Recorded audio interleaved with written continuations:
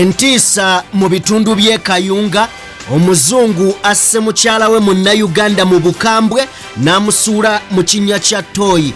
Mulowooza ekibiina kya FDC kikulembera Patrick Boy Amliate yakiguza dda Museveni, omubaka Ibrahim Ssemujju Nganda akaaye. Byonna mbikuŋŋaanyiriza osobola okuba ng'obitegeera. Mu ngeri emu mubadde mukimanyi nti nno omuntu bw'akaddiwa naddala abakulembeze bawutta. Njagala owulira ebigambo bino, kigambo si kyakuvuma. Ngenda kuwa ne President wa America eyawutta mu biseera ebiyise. Kale no mu ngeri emu njagala kubuuza, omanyi lwaki DNA yakyase nnyo? Omanyi ekiri emabega wa DNA zino? Byonna ngenda kuba nga mbikuwa kuba n'Omuzungu oli asse mukyala we ebigambo bigambibwa nti kivudde ku DNA. Byonna mbirina nsobodde obikuŋŋaanyiriza. Abafere basaabafere Frank Gashumba batandise okuba nga banoonya public sympathy mu bantu. Kino nakibalabulako, olunaku lwe tugenda kitunuulirako, n'akatambi nkakuleetedde olabe biki byakoze. Mu ngeri emu ampuliriza, njagala kutegeezako Munnayuganda nti abasuubuzi beesaza akajegere mu paalamenti. Bano nno kiddiridde ekitongole ekibatwala okubeera nga kisusse okubaggyako omusolo. Byonna tugenda kuba nga tubitunuulya biri munda mu ggwanga lya Uganda. Ate era njagala kutegeezako nti embeera wali munda mu ggwanga erya Kenya, pulezidenti yaggaddewo ebintu eby'enjawulo mu Kenya. Nsonga ki? Ze ngenda okuba nga nkutuusaako. Tosubwa Alex Waiswa Mufumbiro yagenda okuggala amawulire g'olunaku olwaleero. Akuleetedde abantu n'amannya gaabwe nga n'abamu bali mu National Unity Platform. Bano nga baweebwa billions of money okusuula Robert Kyagulanyi Ssentamu. Babawa billion meka? Byonna mbireese Munnayuganda munnange. Njagala onzikirize nsooke nkubuuzeeko, wasuzeeyo otya? Osiibyeyo otya? Mwenna gye musinzira okuba nga mutugoberera. Mbeebazaako nnyo, mbeebaliza ddala okuba nga omugoberera omukutu gwaffe. Muli b'amaanyi, temumanyi na kikitegeeza. Olunaku olwaleero ngenda basunsulira emboozi nga bwe zizze. Tulina emboozi 8 oba amawulire 8, wabula njagala tusobole okugayiga, okugamanya, tugategeere bulungi. Njagala mumpe omukisa bategeeza oba banjulira. Aji Abudungabo ono mulombi wa dduwa, munoonyeko Munnayuganda munnange alomba dduwa gw'alina ebizibu eby'enjawulo, munoonyeko. Mu ngeri emu tuba tutambula ne Alihila Holdings Uganda Limited.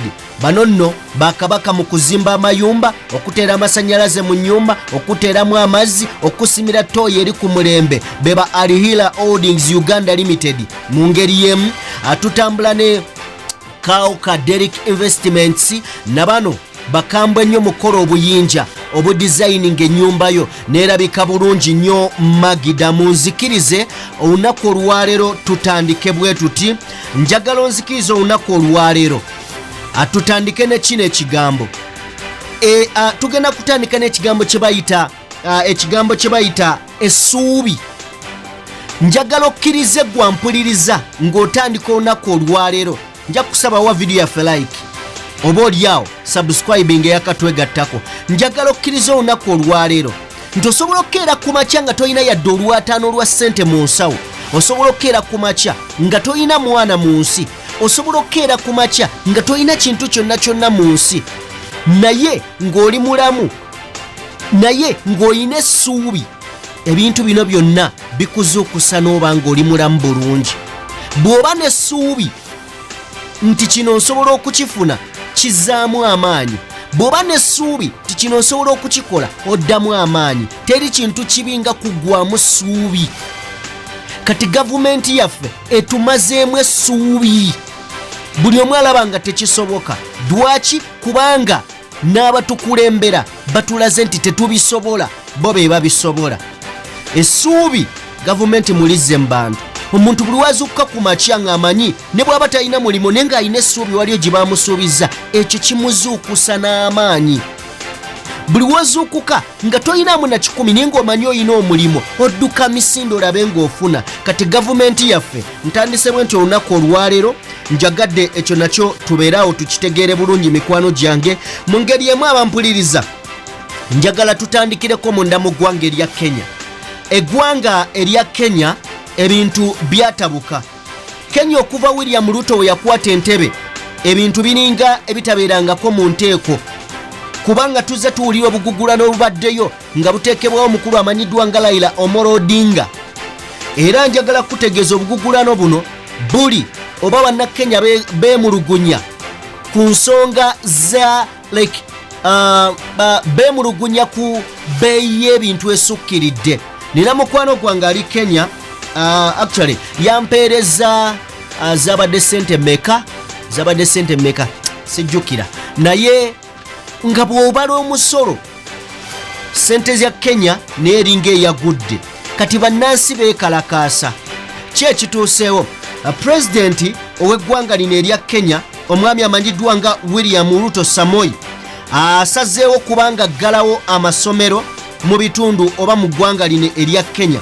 Waliwo amasomero gensobodde okubanga ntegeerako agaggaddwa wano mu kibuga Nairobi, amasomero gaggaddwa Mombasa, gaggaddwa kigambibwa nti aba opposition bataddewo obugugulano bw'amaanyi okukamala. Mu ngeri yemu ampuliriza nga tuvudde munda mu ggwanga erya Kenya, njagala kutwalako mu mawulire ag'engendo sooka nago si malungi nnyo, wabula njagala tusooke tugayitemu akatusooke n'amawulire g'ono omuzungu then nzije tugende mu birala. Kakati ekayunga Entiisa yaguddewo. Njagala muwulirize bulungi story eno mikwano gyange. Bannayuganda bannange, bassebo ne bannyabuuka mbanjulire. Ba Alihila Holdings Uganda Limited bano bakafulu mu kuzimba amayumba agali ku mulembe, plumbing, electrical installation and general construction, biodigester, septic tank and many more. Todda mu kukaaba nga ba Alihila Holdings Uganda Limited webali okukuyamba. Gwabeetaaze n'ayagala okumanya ebisingakaawo kuba ku namba z'essimu eziri awo. Onaabafere oyagala kuteera mazzi mu nnyumba yo oba masannyalaze, kuba ku namba z'essimu eziri awo oba otusange ku ofiisi zaffe ezisangibwa ku Grand Imperial Hotel. Jjukira yeffe ba Alihira Holdings Uganda Limited, have it all. Omusajja omuzungu nga munnansi w'eggwanga erya Isirayiri wa Isirayiri amanyiddwa nga Rael Boten aweza emyaka egy'obukulu 58 yabadde awangalira mbitundu byawo mbitundu bye Kayunga. Omwami ono abadde ne mukyala we okumala emyaka 9 bazaaliddemu abaana babiri. Mukyala we amanyiddwa nga Monica Nabukenya wa myaka 26. Monica Nabukenya yattiddwa baawe Namusula mu kinnya ekya Toyi. Abatuuze omutuuze omu ye yazze n'abuuza omusajja ono, namubuuza mukyala we nga takyalabika, n'amugamba mukyala wange yagendako Kampala naye akomawo. Wayise ennaku 3 ne bagamba naye nedda. Ekyayo ne kyekuŋŋaanya ne kijja. Bagenza okuzuula omwami ono ng'amazima gali nti omukyala yamutta n'amusuula mu kitooyi ekiriwo ebbali awo. Wabula okusinziira ku mawulire ge tugenda maaso n'okuba nga twongera okufuna, galaga nti bano emyezi 4 egiyise bakebera omwana waabwe DNA, oba omusajja ono yakebera omwana we asembayo DNA, yagenda okusanga ng'omwana ono si wuwe. Okusinziira ku bantu ababadde babalaba ku kyalo, babaddenga n'omukwano ogw'ekimmemmente. Wabula okuva we bagenda ku DNA, omusajja n'azuula nti omwana asembayo waka wa myezi 6 si wuwe. Embeera yakyuka. Ebyaddiridde kwabadde kutta mukazi we. Omusajja ono ye kennyini yakkiriza nti kituufu namutta, naye obuzibu nakizuula nti omukazi gwe mbadde ndabirira, gwe mbadde nfaako, yatuuse n'okuzaala omwana atali wange. Bannange, ensonga za DNA nze nganze omuntu ngenda zoogerako bulala. Omusajja bw'obanga tolina kintu kikujjidde mu mutwe gwo, lwaki teweesonyiwa DNA? Bwe kiba nga tolina mawulire g'owulira bbali ate simanya biki, lwaki otankuula ebitatankulikika? Bireke bibeereyo gwe sirika. Okitegedde? Naye nina akatambi kenjagala tulabe. Abasajja abazungu bano balina eddembe lingi ne beetuwa ne Uganda.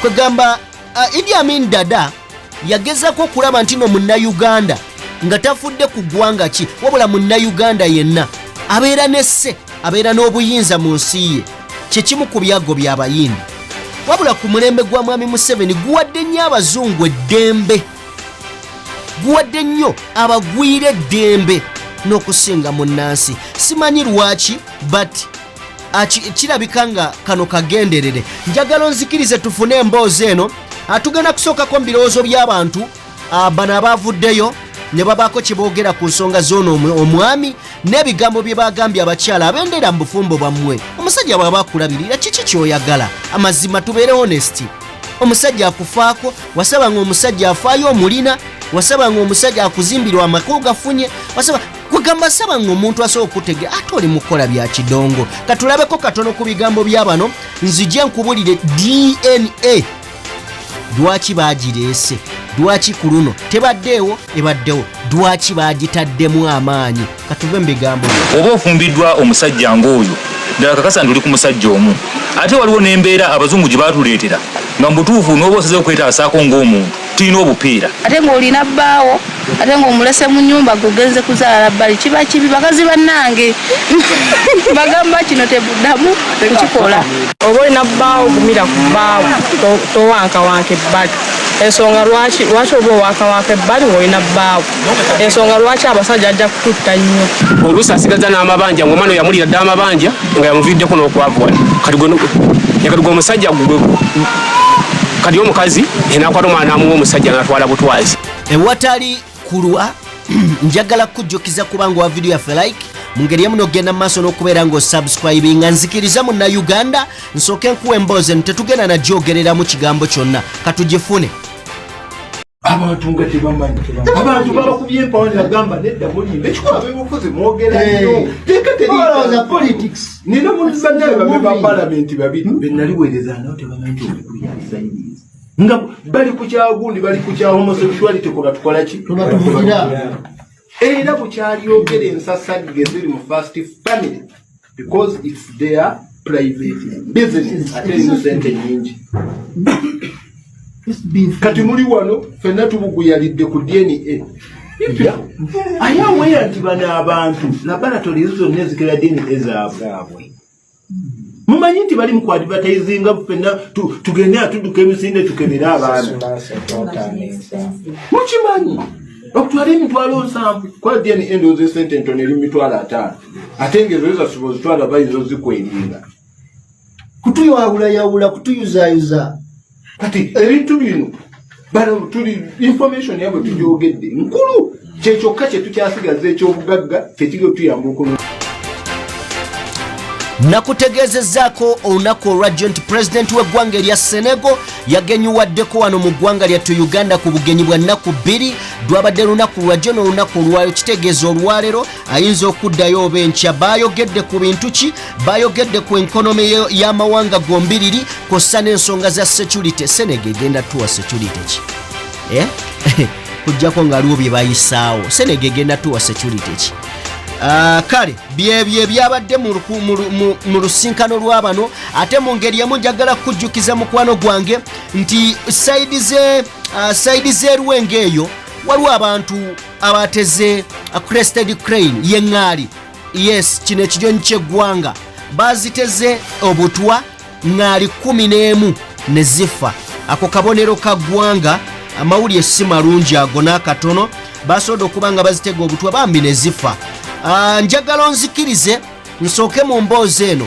nakugambyeko nti nno waliwo pulezidenti w'eggwanga erya America eyawutta abantu abamu bwe bakula bawutta era ono yakireese n'agamba nti pulezidenti Museveni yandibeera ng'oba oliawo yawutta bigambo mugenda biwulya akatambi nkaleese ne nannyonnyola naga nti okuwutta si kivumo katuwulire emboozi eno katugigendemu Nyinza okwebuuza pulezidenti atandise okukaddiwa n'okukaddiwa kuleeta okuwutta tanakaddiwa kati okuwutta kuleeta omuntu okwerabiralabira ate okuwutta kivumo nedda okuwutta bulwadde obukwata abakadde bubakwata mu bwongo kati pulezidenti Museveni atuuse emyaka egyo nakunyumiza bankunyumiza batuuliza mbagamba mukebere nnyo mu mawulire bintu bino mubitegeere ze siri wano kuvuma bantu president omuntu yakyasinze okufa obulwadde bw'okuwutta ku myaka emimpi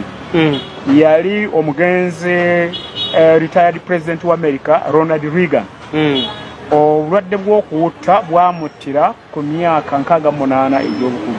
President Museveni alina emeka awo simanyi gwobadde ogamba nti muto naye oli gwe kati gwogimanyi kuba gwewagambye nti muto nagambye ayinza okuba nga bukadde bwe buwiriddeko ekyo kati ku 68 Ronald Reagan nga n'abaana be yazaala takyabajjukira ng'ojja gw'omwana we yakuzaala nakubuza gwani ne weeyanjula n'abanga ajjukidde bwe munyumyamu eddakiika nga 32 nagakozi gwani yeerabidde by'omugambye kati obuwuta President Reagan nga bw'omuwa ekyenkya breakfast ne wajjawo omuntu ku ssaawa nga 3 amugamba nze bano kye bankola sikitegeera Syria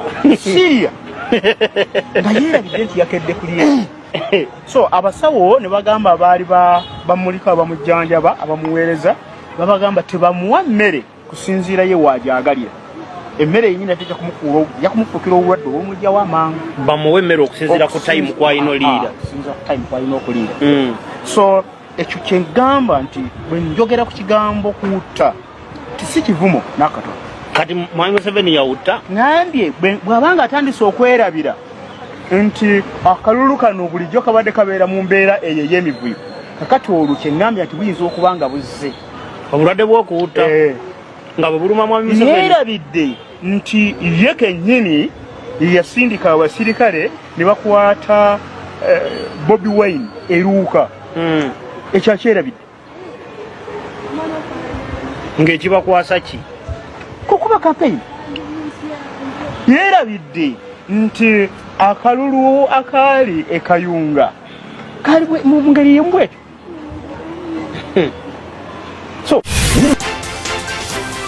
okenziramu banirizaako akatambi kansubire nti nno mukategedde bulungi mu ngeri yemu njagala kutwalako ew'omugagga Lwasa speed omugagga Lwasa yavuddeyo mukwano gwange n'abaako ebigambo byaleeta wano yagambye nti nno champion gudo ali mu future kyokka abantu nga Bruno K resignature ssebo yavaayo juzi ne yeejubisa mbumugamba mbu principal nange ndi principal resignature oba afaaki kakati omugagga Lwasa avuddeyo n'agamba nti kale champion gudo ali mu future y'abano ali mu future ne bano balabanga ali mu future yaabwe n'agamba Bruno K resignature Shakira Buchamani naga yiye enseno nzibu gudo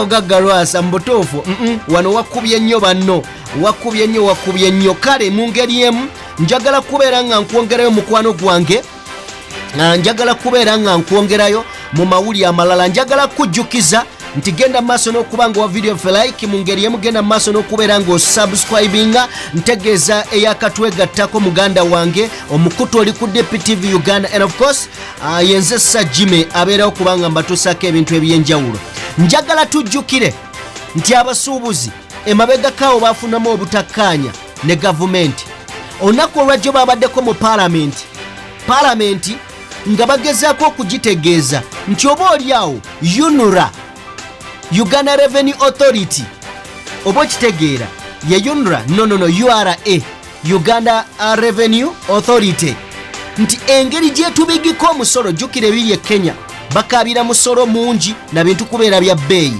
wana abasuubuzi babadde mu paalamenti ne beesala akajegere nga bagamba mususizzo tujjako omusolo mungi URA mususizza kale nebyabaddeyo eyo mu paalamenti ebintu tebyabadde birungi abasuubuzi babadde bakaawu nnyo okkira omususa eggwanga Uganda amazima gali nti ebisale biri waggulu ebintu bya bbeeyi naye okufuna ekikumyalo nkakasa mujja kunjuliramu abasindika ssente Uganda ze babasala njagala kuba nga nvaawo mukwano gwange mu ngeri emu tusobole okuba nga twolekerako munnabe eyagudde dda mu kibiina ekimanyiddwa nga ekya FDC ekirumiriza omukulu amanyiddwa nga Patrick Boy Amriat n'omukulu amanyiddwa nga Nandala Mafaabi nga yeegasse ne pulezidenti w'ekibiina kino Boy Patrick Amriat batunda dda ekibiina kya FDC eri gavumenti oba eri ekibiina kya mwami Museveni NRM. Ampuliriza ebigambo byakaaye ddamu FDC era ng'abantu abasukkako abantu abawerera ddala nga 1,200 basinkanye musobola okubeera nga wali ensambya okulaba butya basala entotto bagenda kutaasa batya omuyaga ogwolekedde ekibiina kyabwe olw'ensonga nti amawulire ge twongera okuba nga tufuna galaga nti abakulu bano mwami Museveni yabaweereza amabaasa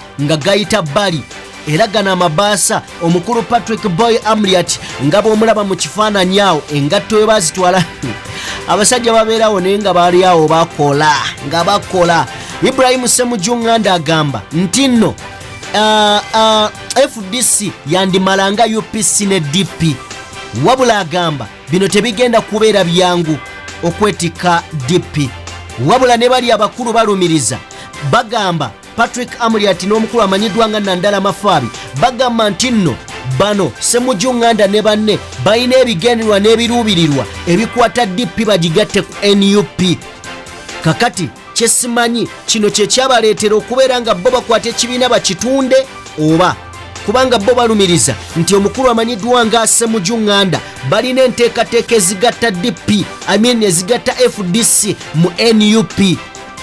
Ebigambo byo bikyali bizibu nnyo wabula ye General Museveni ogugwa akyagukola nakugamba bano abatazimba ggwanga asuula ggwanga yayinza okuddayo n'alowooza nti eggwanga ali mu kulizimba ali mu kulisuula. Munzikirize awo tuveewo tugendewo omukulu amanyiddwa nga Frank Gashumba sigenda mwogerako bingi njagala onzikirize nkuwe buwi katambi wabula atandise okunoonya public sympathy.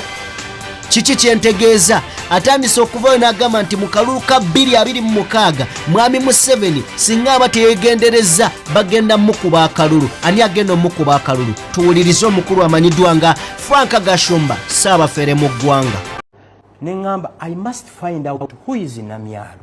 Lwaki yeeyisa bw'ati? Kye nasooka nga njala nnyo okumanya enkoko zino zayogera ziina ng'alina enkoko 8 alina embuzi 6. You get it? Ne buli kaseera kulangira baana b'abantu. Okiwulira no. By the way, tolaba nti ndi wano. Mulinda revolution endala. Bweba woofiisi eyo ey'ekyambugu nga yegenda okunoonyeza Ssaabalwanyi akalulu in case akomawo. Ate Museveni enkuba gye bagenda omukuba mu 2026 ajja kugyewuunya. Bweba ye woofiisi eyo. First of all, the best brains ever, me. Sikyali naye. N'abalala. You get it? Nze mugamba nwanira kabuuyi. Kabuuyi okitegeera. Kapaati katono nnyo mu nte gwe mulimu gwange gwe nakola. Gwe njagala ate ekinnuma ekifembayo.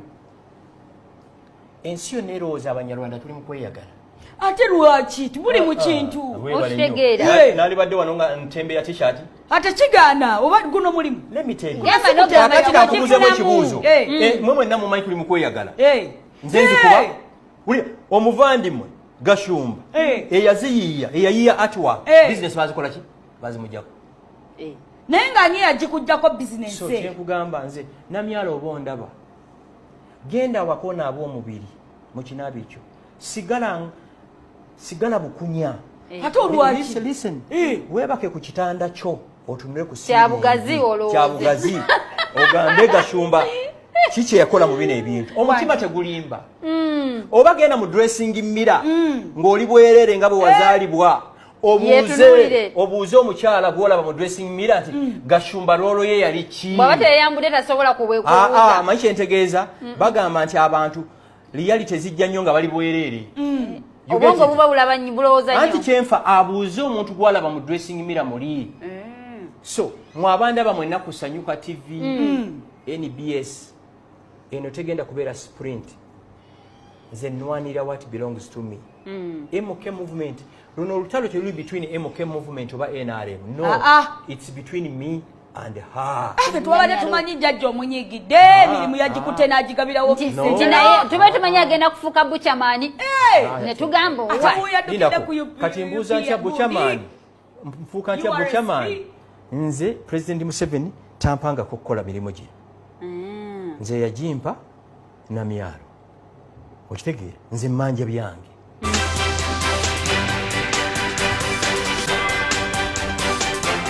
nga nsemberera okuggalawo programu y'olunaku olwaleero njagala tugenda kuggalawo n'omukulu amanyiddwa nga Waiswa Mufumbira oba Mufumbiro. Alex Waiswa annyonnyola agamba waliwo abantu abaweebwa ssente ekiri faanane mu NUP billions 7 billions si million billions nga zino zaali zigendereddwamu kusuula na kulwanyisa Kyagulanyi Ssentamu. Mukiwulidde bulungi, munzikirize mbalekere Waiswa Mufumbiro asobole obbannyonnyola ensonga zino.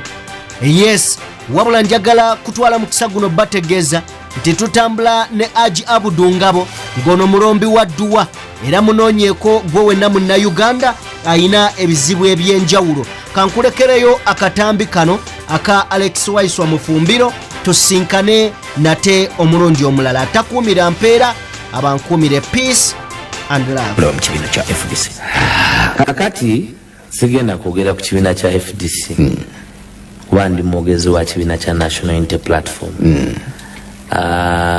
Tubasabira amayengo ge bayitamu bagayitemu ate bakomewo mu kisaawe ekyokulwanyisa nakyemalira. Ekyokubiri fenzi ginzigule n'amadinisa magule. Wetuli okulisiivinga abali ku mulamwa.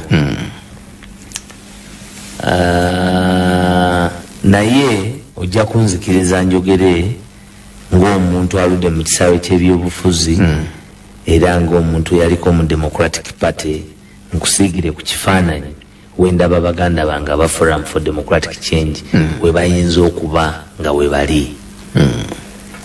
Mpuliriza Saidi naye nkya tujja kuwuliriza Honorable Nandala Mafaabi ne banne, naye nze ekyankwasiza ennaku mu byonna bye bigambo ebyafulumye nti obuwumbi 7 bwagabibwa abantu okulwanyisa Kyagulanyi Robert Ssentamu.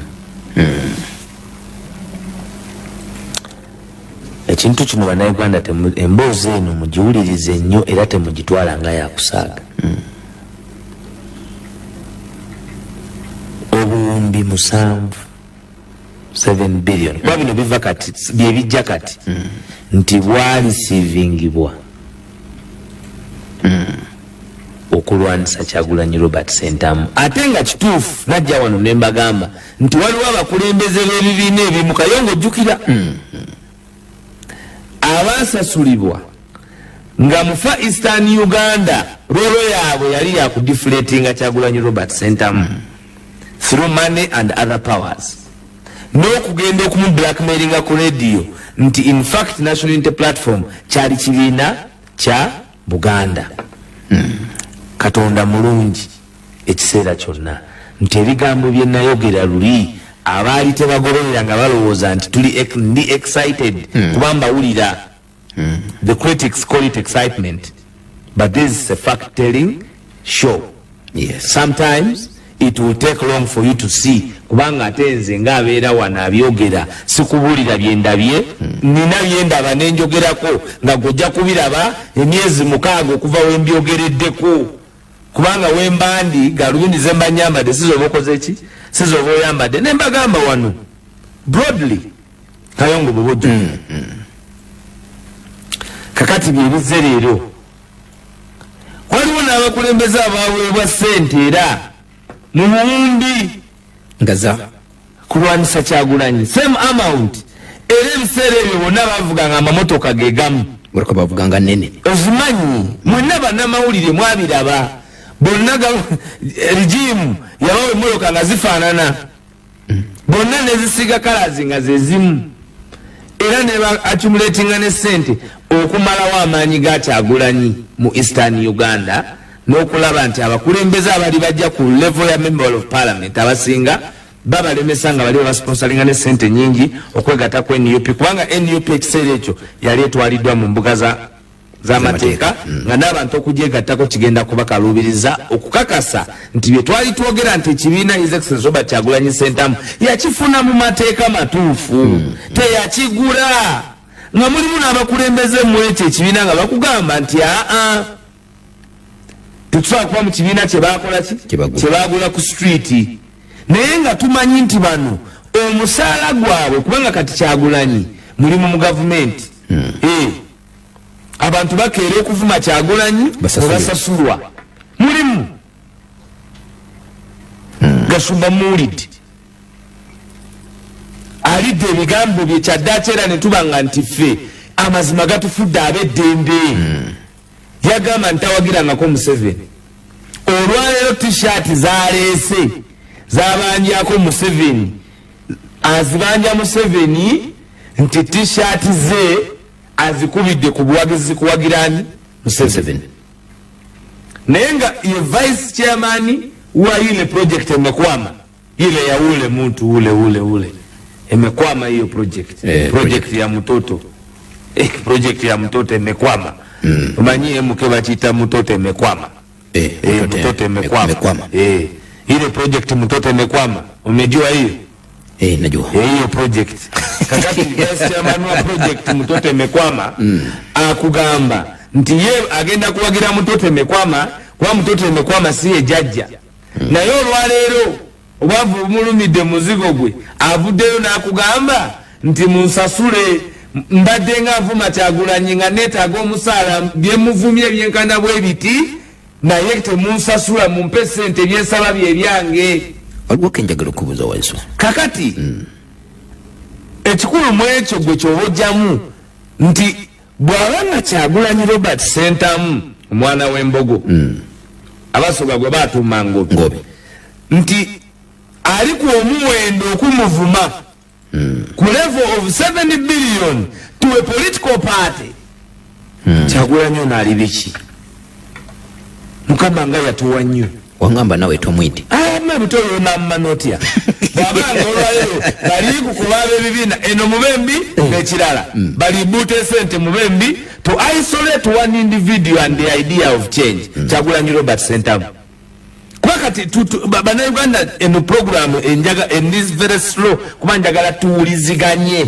bulungi nnyo gondeeseyo ate nze ekibiina sijja kukyogerako naye njogera ku actions ezikoleddwa waliwo akansi waawo wenyini wooli Waiswa ebigambo ebyayogeddwa nandala nti Ssemujju Nganda n'abali emabegawo baagala kuyingiza FDC nopu Ssemujju yakugambye nti bajja kumutwala muwa Museveni nga talaba bamufule muzibe omanyi sleepwalking twalina abaana eyo ng'ekiro muzuukuka nga ye atambula nga naye yeebase omala kayongo ninga ye yeebase ali kufuluuta kwene kulaye ng'alitambula ali kwira mule sleepwalking kakati tetuli mu sleepwalking bino byenjogera bye bibaddewo tewali musango ate kyokubiri Nup tebaji Nup does not merge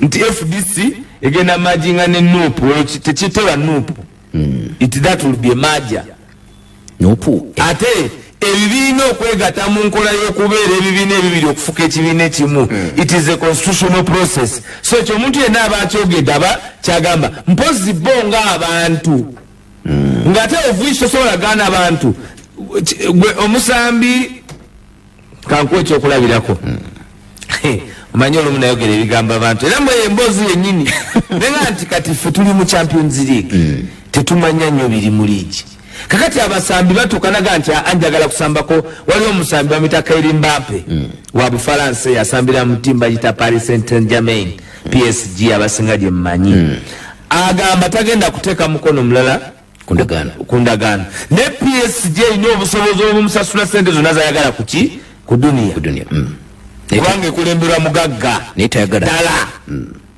naye ye akugamba nti ate eri gye bagabira abantu ebirabo abasambye omupiira nti bagusambye ne bagumalayo bali eri mu bagalacticos ebanabo mu Real Madrid kakati bweziba tiimu bweziba tiimu Nup tiimu ki Empira sibitegera bulungi. Kayongo. Waiswa. Awuliriza ategedde. Ategedde gitulaga. Akatufu akenjagala ojeyo. Onadera ku statement ni yakoledwa nandala. Semuju akukutane nupu. Semuju yomu ku bakulembeze abawulirizibwa. Yomu ku bakulembeze abayimirira ku nsonga z'abantu nga tatidde, teyerya ntama, tabusibwa musajja mutabuliki, musiraamu mutabuliki. Ayagala okujjako General Yoweri Kaguta Museveni okusinziira ku bikolwa bye n'ebigambo bye.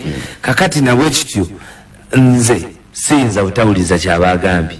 Nebino ebiri mu FDC bibasanyusa. Tebitusanyusa. Tebina gwe biyinza kusanyusa. Tebina gwe biyinza kutusanyusa. Kyekibiina bakitaffe bye bakitandikawo. Olabye ku bbaluwa ya ku kusanyuka gundi kwalaze. Ani? Secretary General wa DP.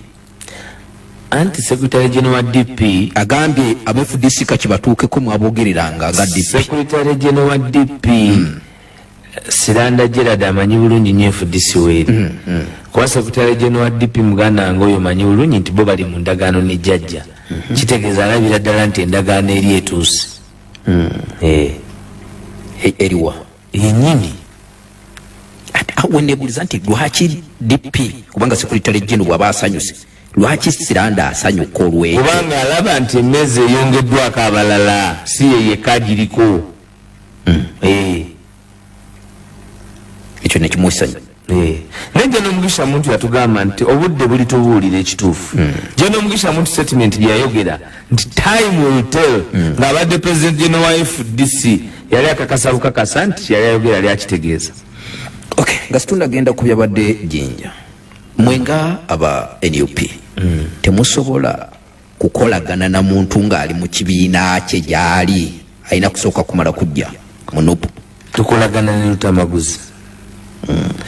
Twakolagana na Asumani Basalirwa.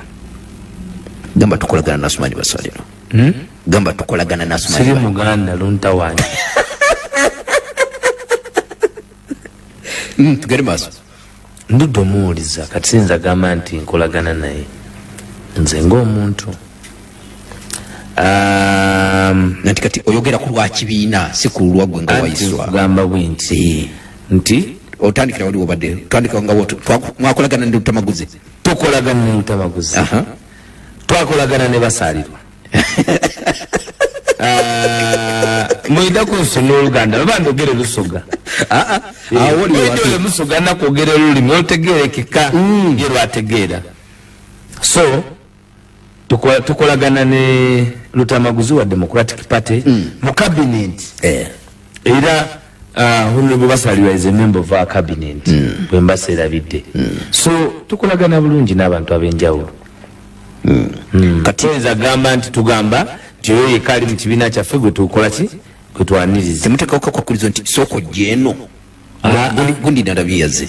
Ani? Honorable Paul Muyo. Of course abantu bonna bw'oba ng'oli musambi wa mupiira tiimu egoba gy'oyagala okubeeramu. Waliwo tiimu egoba ye National Unity Platform. Waliwo tiimu y'Abannayuganda. Abannayuganda bonna abanyigirizibwa baafuna ambulera engazi esobola okugyamu abantu mu nkuba, esobola okugyamu abantu mu musana, esobola okugya abantu nga ambulera n'akabonero. Ate engazi bulungi mu maadi ojamu, mu musana ojamu. Lwaki abantu abati bayidde eri ambulera? Bantu bali kudde eri ambulera manvuuli ngazi bulungi ejamu amaadi tegakukuba, omusana gwona tikola ki tigukwokya. So abantu baddendera ng'abantu okwasosietinga mu bibiina bibagala okwasosietinga mu ekyenjawulo nti tosobola kusala ate kuva eno from the extreme to the extreme. Omanyi waliwo ebintu bye mba njagala wayiswa onzigireyo. Yes sir. Oli musajja ayogera mazima wayiswa. Yes sir. Ebigenda maaso mu FDC biwulira bulungi. Yes sir. Nandala bwajja nga yagala kwegatta kunupu mumwaniriza. Ate kibiina si kyabawayiswa, kibiina ky'Abannayuganda. N'aleeta ediiru ayimiridde ne Uganda wayiswa n'ajja n'aleeta ediiru nti Nandala Mafabi ayingidde NUP. Ediiru okuva wa muzeeyi diiru nti ki timzei ntakola ate emboke hizo kufubutukero ne jambia iwe mama edi Kyagulanyi ine ifumu bali mwoyo kala moja aye bakwatira ifumu bwali kanuga bulungi atera okuligezeseeyo etera okumbona eka inayo omuti yagesezesa amafumu ge ifumu neyinza okufulumya bwe n'ensonga ki butya tiyali akwisa akoze atya kuba oli yali amwitire mwalwa tokidi tiyabaire akwise akobye nti nti tujye mukole mutya muno mugumu mujye tujye mugumu ni mugumu wamuwulire wakawubwa buwumbi 9 okunwa mugumu mbu omuntu okuweta ku mugumu oti aye abasadde abantu abo baibyensi eno nti okunywa kyayi omukalu biliyoni 9 gwawuliriza nti oyo kyayi gonyo wa bodaboda ow'ebitaano mbu okumutesitinga bwawooma owawamama kikyere nti wa biliyoni 9 ne miliyoni 6 bagiyita parova kati ezo ensonga ziriko bannayuganda gye balina okusambira twalako ejjinja tiimu erina okugyawo eba erina okugyawo ejjinja twabadde ejjinja ndikwenda okusooka okwebaza abantu b'ebusoga abantu b'eidinda abantu be Uganda yona yona okwaniriza omudingo omubede omukolo waife oyo omwana gwe twasiima His Excellency Robert Kyagulanyi Ssentamu Ngobi yatusuubiza nti ajagema nakyemalira amugema amuyuye paka bwali muta mu kabuli era amulina amulina bulukala ndikuwayo nkuwa emboozi owayenze emboozi ebibuuzo bakube nkukobiye tebangayo in the history lulina kugamba nti the downfall and rise of the downfall of Museveni and the rise of Kyagulanyi obijjukira the downfall of Museveni nakugamba nti point number 1 abawandika nabagamba point number 1 eriki aliwo kagamuka okusaako akoluzungu yes kayongo gwe kirasimu njagala program eno ndaba babagoberera balaga nti eno si comedy show this is a political revolutionary show ateba ya facts njagala bakube batubulire esoni eyo gye nabagamba factor number 1 factor gye nakugamba nti endala nti tewabanga wakulimba nti empapula z'akatabako okujjako nakyemalira nti waliyo omuntu yenna okujjako boosi fada eka alina peegi zonna kubanga ekyo kibeerawo mu lutalo kumandi bane byewesigaliza kati yali yabiwalwanga singa okusatira okulyeka mukyo kumanyi nate waliwo genda wulira wano twaliwo bye babbye ate otya abali baba bamanyi babbye bwe wali owuliddeko nga twenyenya nti walina be balina kati ani alina ebituufu iye yenyini era woba wakutugatuga ye magere totawa ne mukyala wo botidde wabwerere babi mama wefo boyitire wabwerere kakati omuntu nga muli mu bintu ebiri organic kubanga ejjinja yalaze kuba tubadde tuwulira abantu bino ebintu nakugamba wano nti siri abantu wambuuza ku Lwanga nekugamba nti Lwanga agenze ng'omuntu this is a people's revolution this is a revolution ensonga zeyimiriddeko tezisobola kukola ki kukeera ku makya ne zikyuka eno revolution eyimiridde ku Uganda okufuna obwenkanya ng'ensi okusimbula ekigere ekisooka mu nsonga za ubuntu n'ez'abantu teri nsi gyosanga bamaama nga bazaalira ku bubalaza teri nsi gyosanga bamaama nga basindikira abaana mu wiribalo teri nsi gyosanga abaana ng'ensi bagitegeka ng'erimu dictatorship efaanana ng'eya Uganda naye nga temuli nkulaakulana kakati ewaffe ebusoga babaire bebe nga balinirirayo nga bebenda ile project ki mutote mekwama kwata kantu wako kekagende ile program mutote mekwama ile program ya mutote mekwama hiyo nga turaveyo ne birthday bagitwala mutoto yuko wapi mtoto amekunywa pombe. Friday ameona Kyagulanyi ameingia ile watu wa vijana na wabibi hao wa Jinja. Yote amekuja. Agundi ane oiso. Tubagoli musirikale oluswahili ngine. Mtoto amekunywa pombe kila kitu. Nenda kwa oiso. Unajua Kiswahili mzuri. Mimi naongea Kiswahili, Kiswahili. Unafanya na Uganda kanakama kamwe oyagala ennyumba yerabike bulungi ekuwesa ekitiibwa kambanjuli abakaawo ka Derrick Investments bano nga bakafulu mu kukola amayinja aga designing ennyumba oyagala enju yerabike nga yaba minister erabike nga aba designers abavudde Bulaaya kuba ku namba z'essimu ezo oba basinkane wali ekisaasi okulirana step by step tojja kwejjusa jjukira be bakaawo ka Derrick Investments.